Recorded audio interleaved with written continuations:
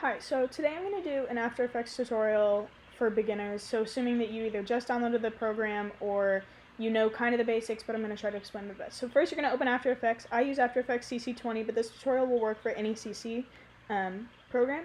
Also, please excuse the echo, my room is pretty empty, and also the sound of water, it's my fish tank. So please excuse that. But you're going to open After Effects, and then this window is going to pop up as soon as it opens. And basically what this is it shows all the projects that you've been working on, or if you don't have any projects, it won't say anything down at the bottom like mine does. So what you're going to do is you're just going to click New Project up here, right above Open Project. You're going to click New Project, and this is what it's going to look like. So if you're unfamiliar with the interface, you might want to mess around, just kind of click buttons, nothing's going to happen. But first thing you're going to do is go to your Finder window. Don't know what I'm doing there, but you'll click your Finder window down at the bottom. There you go. And then you're going to import whatever pictures you want. I'm just going to use pictures of Corbin Besson because that's what I had on my computer. I don't really keep pictures on my computer anymore. I more do video editing, but this is basic transitions for beginners using pictures. So I went ahead and imported 5 pictures because I have 4 transitions, so I need 5 pictures. And then you'll just drag them into your project window, just like I did just there. And then you'll drag one picture from your project window down to your composition down at the bottom. And then there you go. So it automatically made my composition 24 seconds because I didn't have an audio to go with it because I don't want to get copyrighted. But you'll click the little hamburger and then you'll click composition settings. For an Instagram square edit, it'll be 1080 by 1080, but you can look up other compositions if you want. And then the duration down here, I'm just going to go ahead and make mine 15 seconds because I don't need 24 seconds to show 4 transitions. So there you go. And then your audio or your picture is adjusted to the composition settings you just did. So what you're going to want to do then is turn on motion blur up here. And this will help later for making your edit look a lot smoother. So as you can see, there's a black border around the picture because the composition is larger than the picture. So you can either click all these down and there's all your options, or to make it easy, you can just click S on your keyboard. So then you're going to, and S means scale or size, like zoom. So you're going to want to scale it in so that there's no more black borders. See how it looks really nice there? So then what I do is I go into my effects window and I type in sharpen and I drag that onto the clip. And then I set mine at about 35. I've talked about this in my first tutorial, but this just makes your picture look higher quality after you export it. So that's what I do. And then I'm going to go to about 2.5 seconds, and then Command-Shift-D is the Mac shortcut for cutting the clip. I don't know how to do it the long way, I'm sorry. And then you're just going to click on the second clip and click delete or backspace on your keyboard, and it'll just delete that for you. So there you go. There's that picture. And then what I do is you right click and then you go to pre-compose, and then you want to make sure the second bubble in the first box is checked. And then you'll click OK, and what this does is it resizes your picture to the composition. So I believe that I zoom out to show you guys. Maybe I don't. But you can click plus on your keyboard to make your timeline bigger. So then you just drag another picture down, and you can either manually drag the clip so that it matches up with the end, just like that, or you can leave it where it was, just Command-Shift-D, and then click the first half of the clip, and then backspace on the keyboard. And that sets it up so your clips go in order. And then you're going to click S, and you're going to want to size the picture to the correct size. And you're going to do the same thing with sharpen. If it's positioned a little bit weird, you can drag it around so that the picture fits better in the setting. You're going to want to drag sharpen and then do 35 to make it sharp, to make the quality higher. And the reason I do this is I'm showing you how if you don't sharpen it before you pre-compose, there's this white line on the side and you don't want that. So you'll just pre-compose and then you'll click OK. And then I'm going to go about 2.5 seconds or match about the same size, Command-Shift-D, and delete the second half. And then I'm just going to continue this process. So you drag the picture, you Command-Shift-D, cut out the first half, you add sharpen, 35, I added it to the wrong clip there. You add sharpen and then you do 35, and then you scale it so that it matches the composition, and then you drag it so that it looks good in the picture, and then you pre-compose it. Oh, the keyboard shortcut for pre-compose is Command-Shift-C. That'll automatically bring up the pre-composed window, so if that helps. And then I'm just going to add all my pictures in here.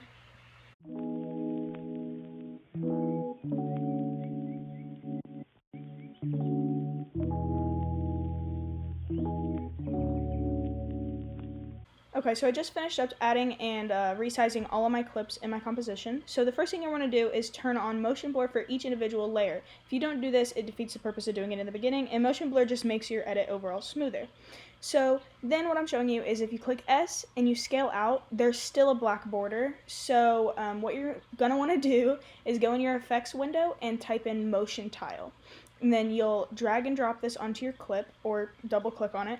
And then it'll bring up this window. And you're going to want to ignore the first three things. And then I click mirror edges. You don't have to, but I do. And then the output width and height is what you're going to want to do. You can do anything over 100. I tend to do 400, but anything over 100 technically would work. So then when you scale out, you can see that it's like mirrored on all sides. So then I'm going to copy that effect and I'm going to highlight and paste onto all of my other clips. You can manually put it on all of them, but it's easier to copy and paste. So highlight and then Control V is the shortcut for that. So the first effect or the first transition I'm going to show you is a zoom transition. I'm sure you've seen it in the basic edits, you know. So after doing all that, this is what you have. It's just basic, you know, one picture to another, and so you're going to want to add transitions in between each picture to make it look really good. So the first transition I'm showing you is the zoom. So you're going to want to go halfway through the first clip, if that makes, just like I'm doing right there, you're just halfway through, and then on your keyboard you can click S, and it'll bring up scale again, and then you're going to want to click this little stopwatch, and that sets what we call a keyframe, which is the beginning of your transition basically. So then you want to go to the very end of that clip, right where the second picture starts. And I zoom mine into about 400. You can do anything over 100, again, works. It's best if it's like 300 or above for a 1080 by 1080 edit. So then this is what you have, right? It is a zoom. It's just not smooth. It doesn't look very good. So what you're going to do is you're going to highlight both of these keyframes. And then you can right click and go down to keyframe assist and then click easy ease, or you can just click F9 on your keyboard. That's the easiest way to do it. And so then you have this. It's a little bit smoother, but still not good. So you're going to want to go into what the graph editor is right here.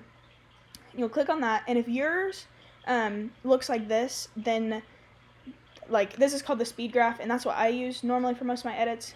But okay, so then what you're going to do is you're going to click here, and you're going to click edit value graph, and then this is what it'll look like. And the way that it works is you'll just want to match your graph to mine. So what this is showing is the transition starts out slow and then it speeds up at the end. And that's what makes it look really good. And here, it makes it look like this. So, yeah, that looks good. Okay, so then you're going to want to get out of the graph editor and you'll want to start the second half of your transition. So you see that this one, we zoomed in. So you're going to want to start your second transition zoomed out. So here I show that you zoom in. So then you're going to click this little stopwatch over here at the left. And then if you have a 400 motion tile like we did at the beginning, you can get away with it being 30 and it'll still look good with no black borders. Make sure not to zoom out too far. And then you'll want to go about halfway into the second clip, or a little bit less than halfway. And you'll want to type in 100 to make the picture look like the original. Then you'll highlight them and click F9 to make them the easy ease transition. And here's what it looks like. Not very good. It doesn't look very good. So you'll click the graph editor, and this time you'll want to make it start out fast and then slow down. So just match your graph to mine, just like that. And then this is what it looks like now. So an easy way to make it look a little smoother is just adjust the keyframes so that they look a little better. And then if you zoom in, which you can just click the plus sign, and then you take this, take the end keyframe and move it to the right, and then the beginning keyframe of the second clip, move it to the left, and they just overlap and it looks a lot nicer.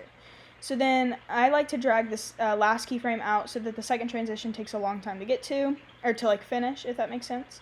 So then just adjust your graphs if it doesn't look completely right, but that's about what it'll look like. So then you're done with the first zoom transition. So then the second transition that I'm going to show you is a rotation or a spin. So you can either click all the way down on the left side and get to like all of these options, or you can just click R on your keyboard and it'll bring rotation right up. So the way I like to do it to make it look smoother is I start the next transition before the last one ends. So I want to go about halfway between the beginning and the end of the first transition. And then you'll click this stopwatch, go to the very end of the transition, and you want it, this is a clockwise spin, so you'll want to type in 180 to make it spin 180 degrees to the right. So then it looks like this, not smooth at all. So you'll highlight your keyframes and you'll click F9. And then you'll open the graph editor, and it's the same thing. You want it to start out slow and then speed up. So you can just copy your graph so it looks like mine. And then it looks like that. And then you want to start the next transition. So you go to the very beginning of the clip, you click R, and then the stopwatch, and you want it to continue in a clockwise rotation. So you'll type in, here I'm showing it goes to the right, and so then you want it to start from the bottom and go to the top. So you'll actually type in negative 180 in the rotation spot right down here on the left. You'll type in negative 180, and then you'll go about halfway through the clip and you'll type in 0. And this brings it back to like the neutral, the like original picture. So then we have this. It's a basic idea of what you want, but not quite. So you'll highlight the keyframes, you'll click F9, and then you'll open your graph editor. And then you want this one to start out fast and then slow down. So you can copy your graph to look like mine. You'll want to drag the left side up and the right side to the left. So, I'm sorry, that's probably confusing. And then it looks like this. And then you can just adjust the keyframes a little bit, maybe drag the last one out so that the spin takes like longer to finish. Adjust your graph, and it looks like that. So there you go. So now you have two transitions. You have a zoom and a spin. And it looks like this.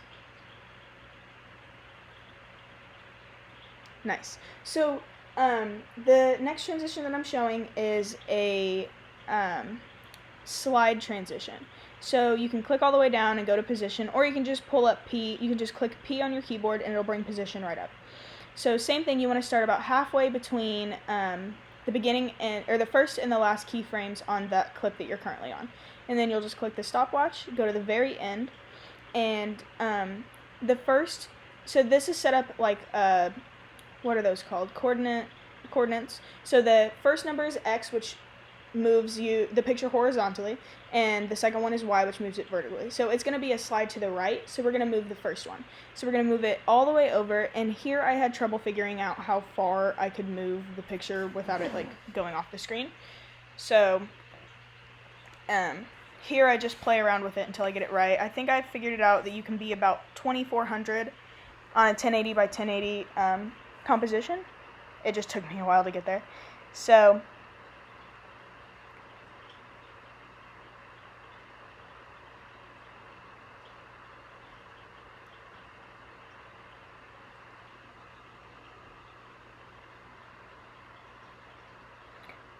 alright, then you'll highlight them and you'll click F9 to bring up Easy Ease. And then position is a little weird. It won't let you move the things for position until you click this weird little XYZ thing, which separates the dimensions. So then you can mess with the X1 alone.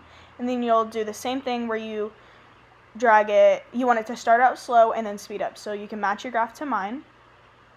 And then when you get out of graph editor, this is what it'll look like.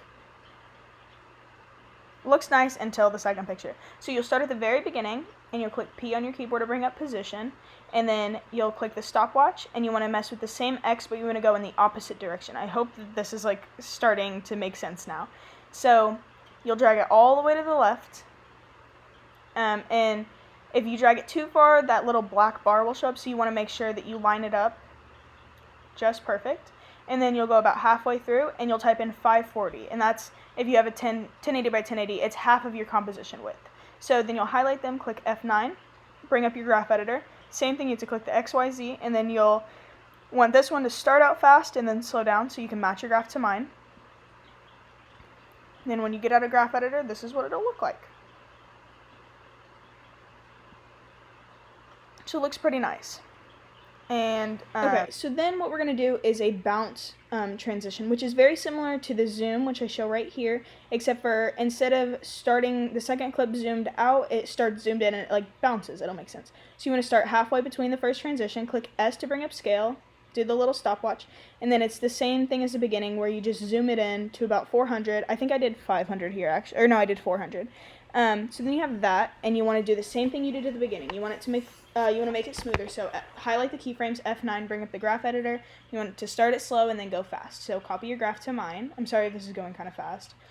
Then when you get out of graph editor, that's what it'll look like. And then you want to start the second clip. Instead of it starting zoomed out, you want to start it zoomed in. So I did 300 here, and then you go about halfway through the clip, and you want to type in 100 to bring it back to the original like state of the picture. Then it looks like this. Looks pretty good except for the second half. So highlight it, F9, graph editor, and you want it to start out fast and then slow down. It's very, very repetitive, but it'll make it look really good. So then after that, that's your bounce. And you can do it with any picture, any video. So then this is what your final edit will look like. Normally you would set this to an audio, but once again, I don't want to get copyrighted, so I hope all these transitions made sense. If you want a more in-depth tutorial for like a specific one, let me know and I will look into it. So that is how you do it, and I hope that made sense.